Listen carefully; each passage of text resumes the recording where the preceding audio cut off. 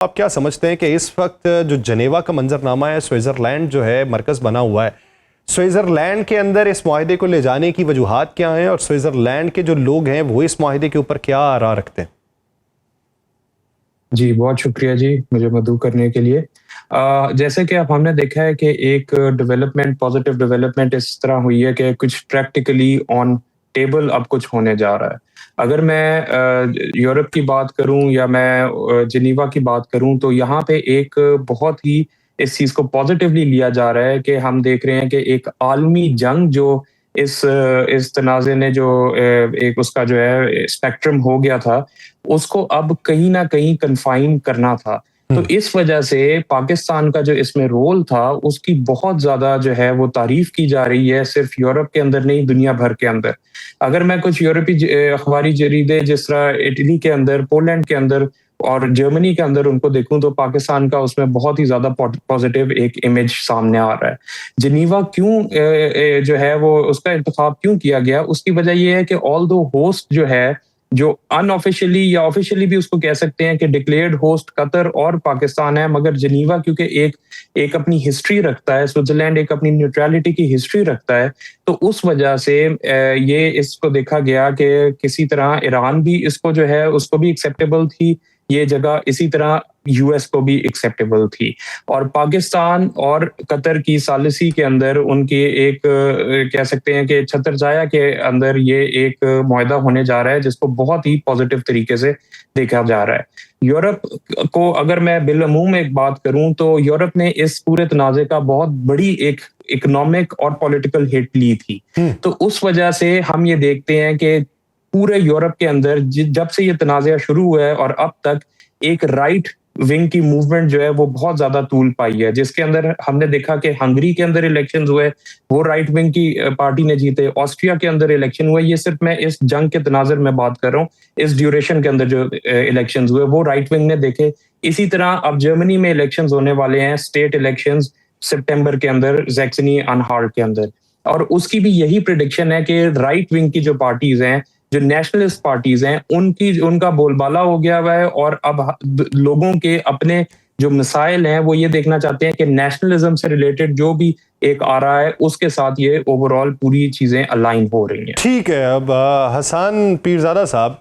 G7 ममालिक के सरबराही इजलास में बैठ के डोनाल्ड ट्रंप फिर से पैंतरा बदलें और कहें अगर ये मुझे पसंद ना आए तो फिर इनके सर पे बम बरसाएंगे। तो इस वक्त दुनिया के ममालिक के जो सरबराहान हैं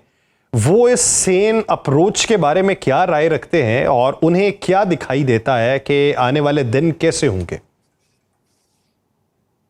आई थिंक सो, जैसे कि हम प्रेसिडेंट डोनाल्ड ट्रंप की एक जो पॉलिटिकल नेचर है उसको जानते हैं कि वो काफी जो है वो कॉर्नर करके जो है वो अपने मुतलबात मनवाने की कोशिश करते हैं। तो जब तक ये मुआहदा को, ये स्टार्ट में एक मेमोरेंडम ऑफ अंडरस्टैंडिंग है और इसके अंदर जो सीक्वेंसिंग की गई है 30 डेज के लिए स्टेट ऑफ हॉर्मस के लिए एंड 60 डेज के न्यूक्लियर एनरिचमेंट के लिए, ये बड़ा क्रिटिकल फेज है।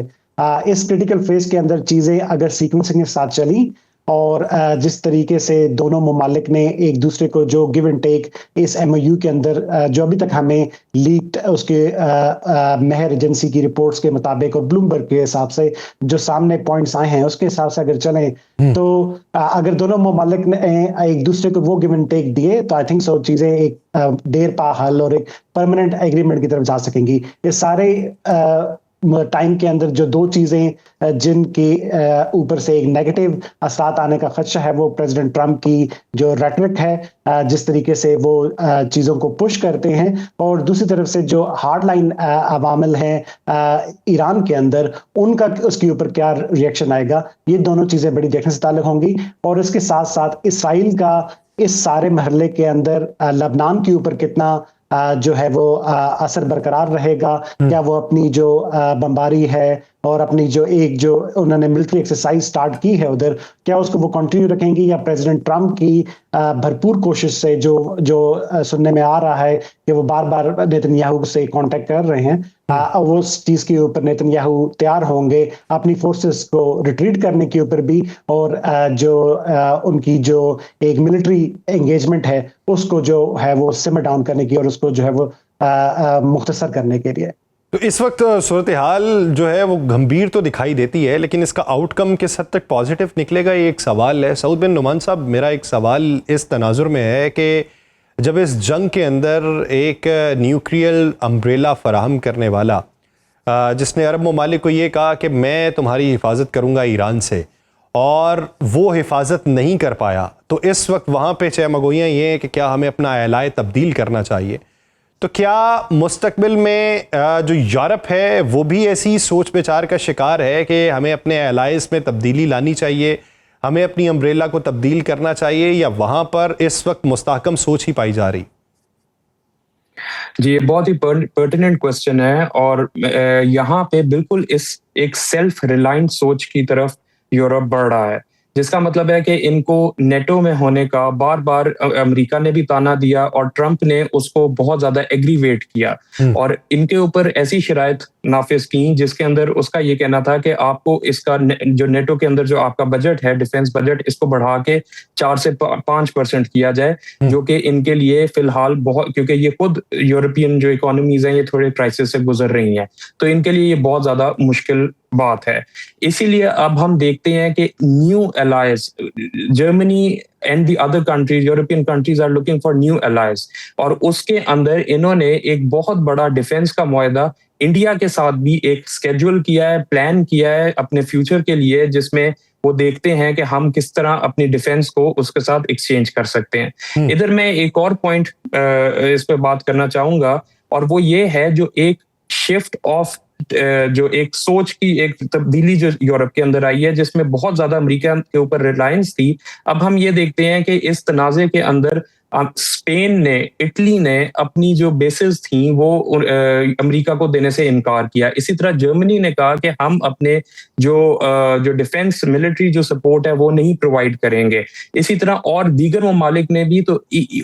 ओवरऑल यूरोप के अंदर एक ऐसी सोच पाई जाती है जिसके अंदर अमेरिका की जो डोमिनेंस है उससे निकलने के बारे में इनका ख्याल बढ़ रहा है। अभी रिसेंटली ईयू के अंदर जो मेंबर पार्लियामेंट स्पेन से है, उसने ट्रंप को ललकारते हुए कहा कि ट्रंप की क्योंकि 14 जून को बर्थडे थी, तो उसकी स्पीच में उसने कहा कि हम किस चीज को सेलिब्रेट करें, हम एक जेनोसाइड जिसने क्रिएट किया है उस प्रेसिडेंट की बर्थडे को सेलिब्रेट करें। इस पूरे तनाजे ने यूरोपियन यूनियन का जो एक ह्यूमैनिटेरियन जो एक एस्पेक्ट है उसको बहुत ज्यादा उजागर किया है। जो लेबनान का इशू है वो अब बहुत ज्यादा यहाँ पे तूल पकड़ता जा रहा है। फलस्तीन का और जो एक इशू था और इजराइल के साथ जो पहले कोलैबोरेशन थी वो अब कम होती जा रही है, और जो फलस्तीन और गाजा और लेबनान ऐसे इश्यूज जो हैं उसके लिए एक बहुत सॉफ्ट कॉर्नर देखा जा रहा है। सॉफ्ट कॉर्नर जो है वो उस तरफ को देखा जा रहा है, और ये सोच में तब्दीली है। हसन हाशमी साहब, एक लेबनान का अगर महाज देखा जाए तो आज भी उसके ऊपर